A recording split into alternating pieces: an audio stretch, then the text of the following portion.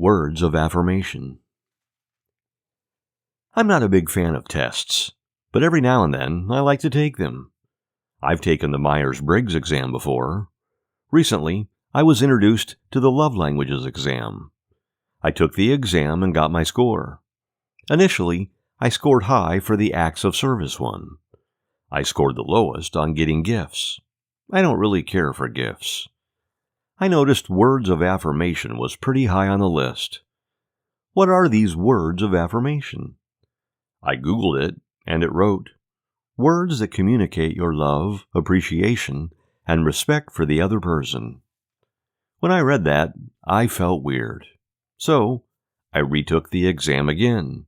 There must be some kind of mistake. Once again, words of affirmation showed up high on the list. Am I someone who really cares for words of affirmation?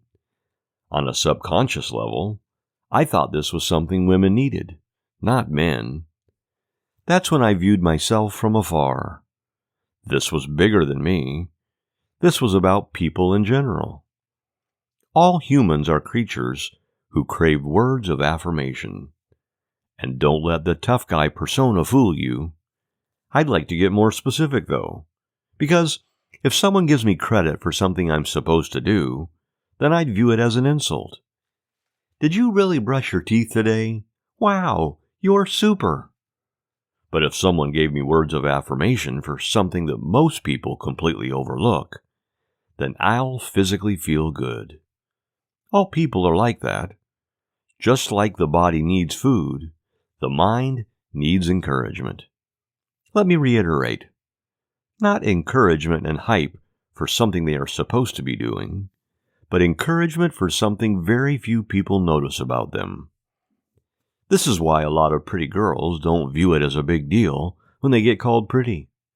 They hear it all the time.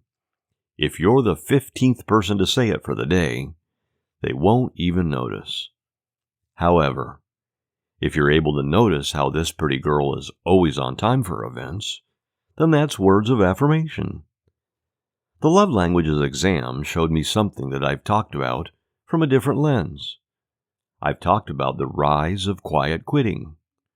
Why are employees not making the extra effort? My theory was that due to the increase of measurement technology, employers dehumanized a lot of their staff.